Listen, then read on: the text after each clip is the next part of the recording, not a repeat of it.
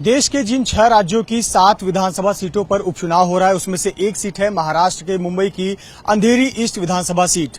शिवसेना के विधायक रमेश लटके के निधन के बाद यह सीट खाली हो गई थी, जिसके चलते यहां उपचुनाव हो रहा है और सुबह 7 बजने के साथ ही मतदान केंद्रों पर मतदाता पहुंचकर अपने मताधिकार का प्रयोग कर रहे हैं। हम इस वक्त मुंबई के अंधेरी ईस्ट इलाके में हैं और ये समृद्धि नाम का जो ये इमारत है, यहाँ पर वोटिंग सेंटर बनाया गया है। इस प्रकार से कुल 38 जगह तैयार किए गए हैं, जहां पे अलग अलग वोटिंग सेंटर्स बनाए गए हैं, जहां मतदाता आकर अपने मताधिकार का प्रयोग कर रहे हैं। मुंबई का यह अंधेरी ईस्ट इलाका, जहां पर मतदान की प्रक्रिया सुबह 7 बजे से शुरू हो गई है। सुबह 7 बजे से लेकर शाम 6 बजे तक मतदान की प्रक्रिया चलती रहेगी। कुल जो जानकारी दी गई है चुनाव आयोग द्वारा, इसके मुताबिक 2,71,502 मतदाता हैं जो अपने मताधिकार का प्रयोग यहां पर कर सकते हैं। साथ ही साथ 38 जगहों पर 256 मतदान केंद्र तैयार किए गए हैं। 1000 से अधिक मतदाताओं वाले बूथ की संख्या अगर मतदान केंद्रों की बात करें तो वो आंकड़ा 163 का है।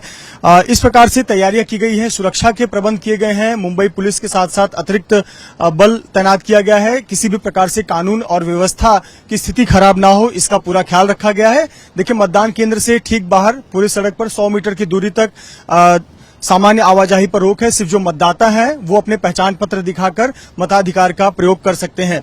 लेकिन मुंबई का जो अंधेरी ईस्ट यह उपचुनाव हो रहा है, यहां पर खास दिलचस्पी राजनीतिक दलों में नहीं है। उसकी वजह यह है कि मुख्य लड़ाई राजनीतिक दलों के बीच नहीं है। दरअसल यहां पहले रमेश लटके विधायक हुआ करते थे, जो कि शिवसेना के विधायक थे।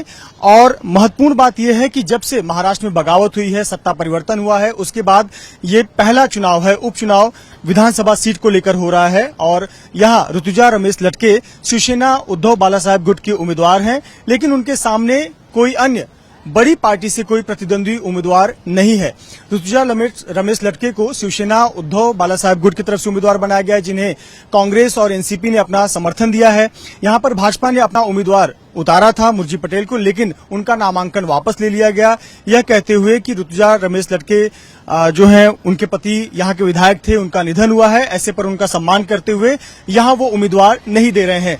कुल मिलाकर कोई जो बड़ा राजनीतिक दल है वो यहां पर चुनाव सामने नहीं लड़ रहा है, यानी कि लड़ाई में मुख्य रूप से ऋतुजा रमेश लटके हैं, पर उनके सामने कुछ निर्दलीय उम्मीदवार जरूर हैं। कुल 7 उम्मीदवार हैं, जिसके चलते चुनाव कराने की स्थिति आई है। इन 7 उम्मीदवारों की बात करें तो बाला वेंकटेश नाडर हैं, जो कि आपकी अपनी पार्टी नाम की पार्टी से चुनाव लड़ रहे हैं।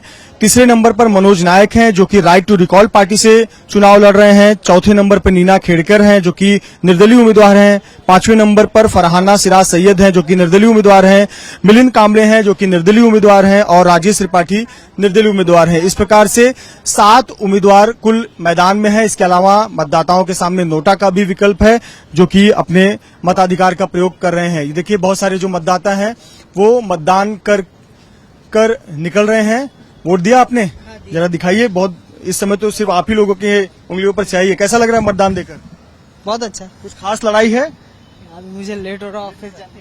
देखिए, लोग अपने मताधिकार का प्रयोग कर रहे हैं। सुबह सुबह आकर सबसे पहले वोट दे रहे हैं और वोट देने के बाद अपने कामकाज की जगहों पर जा रहे हैं। तो कहीं न कहीं देश के जो 6 राज्यों के 7 विधानसभा सीटों पर उपचुनाव हो रहे हैं, उसमें से मुंबई का भी ये सीट है। हालांकि लड़ाई बहुत एक तरफा मानी जा रही है, लेकिन चूंकि चुनाव एक लोकतंत्र की बहुत महत्वपूर्ण प्रक्रिया है और 7 उम्मीदवार मैदान में उतरे हुए हैं, तो ऐसे पर मतदाता भी सुबह से आकर अपने मताधिकार का प्रयोग कर रहे हैं। शाम 6 बजे तक मतदान किया जा सकता है और हर नागरिक से, जो मतदाता है, उससे अपील की जा रही है कि वो घरों से बाहर निकले और अपने मताधिकार का प्रयोग करे।